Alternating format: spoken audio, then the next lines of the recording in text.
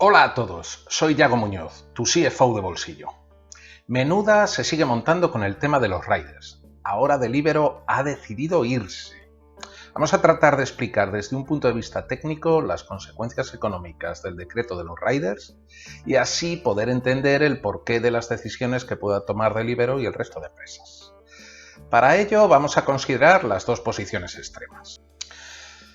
Por un lado, la situación hasta antes del decreto en el que las empresas contratan a los riders como autónomos y les pagan en función de las entregas realizadas. O sea, ¿que hay pedido? Tengo el coste del reparto. ¿Que no hay pedido? Pues mi coste es cero. Podemos pensar también que hay una cartera de riders suficientemente alta para atender los picos de demanda, o lo que es lo mismo, tengo la capacidad para inflar o desinflar la estructura en función de la demanda instantánea que tenga, porque contrato a los riders en función de los pedidos que tenga. Por otro lado, el decreto de los riders convierte la relación contractual en laboral, y esto tiene muchas consecuencias económicas en la empresa, que es lo que estamos analizando. Por una parte, la empresa no paga por pedido, paga un sueldo, haya o no haya pedidos, se hayan realizado y cobrado suficientes pedidos para compensar el sueldo o no. Y por otra parte, las relaciones laborales son mucho más rígidas, por lo que yo no puedo incrementar o disminuir la cartera de riders en función de la demanda, con lo que tendría una plantilla de riders independientemente de la demanda que tenga. Desde el punto de vista financiero y de gestión empresarial, todo esto es un problema de gestión de la capacidad instalada y de apalancamiento. La capacidad instalada es el potencial de producción de una empresa. En este caso, el número de entregas que puedo hacer por hora o por día. Si mi capacidad instalada es inferior a la demanda, no podré cubrir los pedidos y perderé ventas, lo cual es malo, porque perdería el margen de esa entrega. Si mi capacidad instalada es superior a la demanda, tendré recursos ociosos que estaré pagando, pero por los que no obtendré rentabilidad, lo cual puede ser peor, porque pierdo el coste de la entrega, que sería mayor que el margen. Este negocio tiene mucha variación en su demanda, depende de múltiples factores, algunos controlables como el fútbol, festivos, etc., y otros no controlables.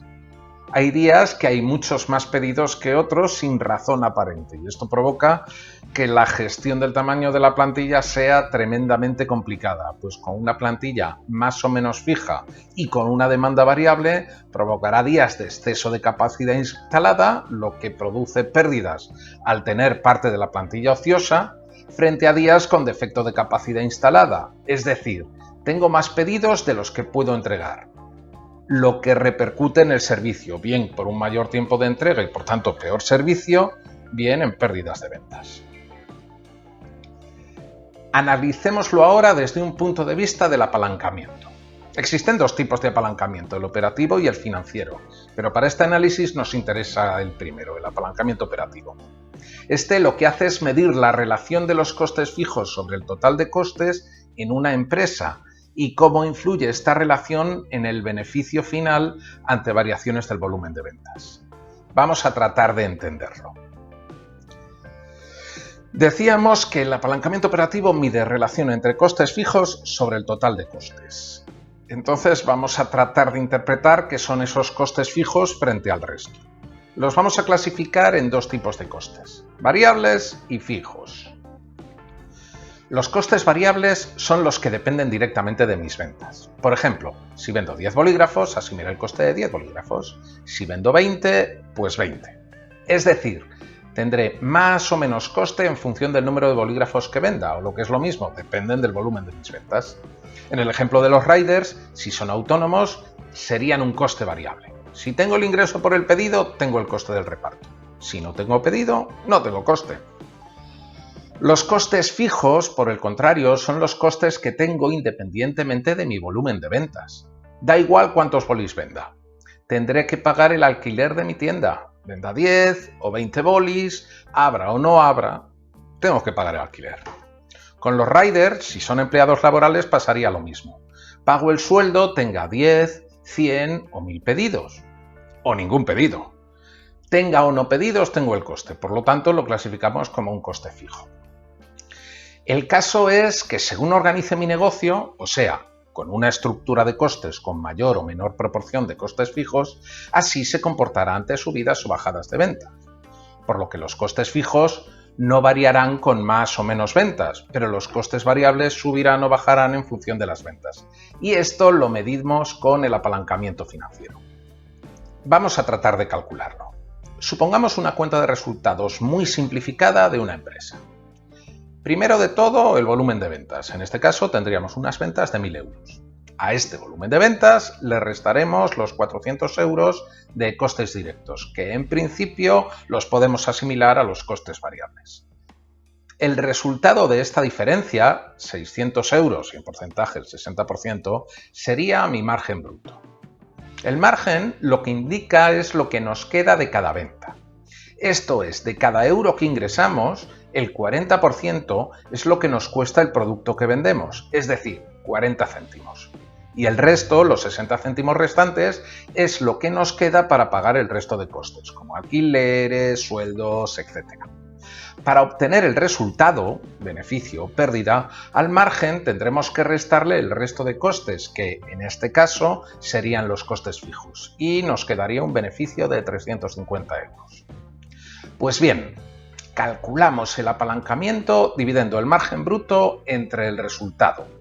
Cuanto mayor sea el valor de esta división, mayor será nuestro apalancamiento financiero. Veámoslo con un ejemplo. Supongamos dos empresas con ventas iguales, resultado igual, pero con diferentes niveles de apalancamiento. Estas serían sus cuentas de resultados. La empresa de la columna de la izquierda tendría un apalancamiento de 2,5 y la de la derecha de 4,5. Esto significa que la empresa con mayor apalancamiento tiene más proporción de costes fijos que de variables que la empresa de menor apalancamiento. Si se incrementan las ventas, se incrementarán en idéntica proporción los costes variables, permaneciendo estables los costes fijos.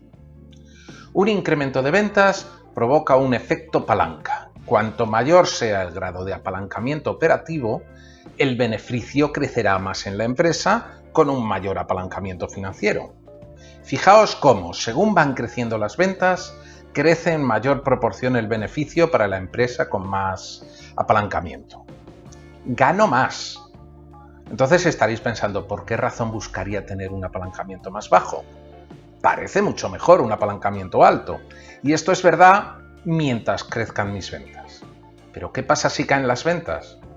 Pues que el efecto palanca es idéntico, pero en sentido contrario. Quiero decir, el beneficio cae en mayor proporción en la empresa con un mayor apalancamiento, hasta el punto que, con una caída del 30% de mis ventas, la empresa con mayor apalancamiento entraría en pérdidas, mientras que con un apalancamiento menor aún me mantendría en beneficios. Ahora ya no está tan claro si preferimos un apalancamiento mayor o menor, ¿verdad? Porque a mayor apalancamiento, mayor riesgo.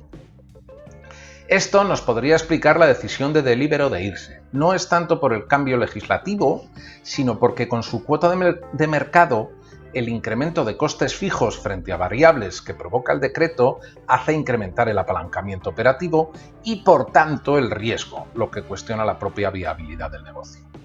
¿Y el resto de competidores, por qué no abandonan también?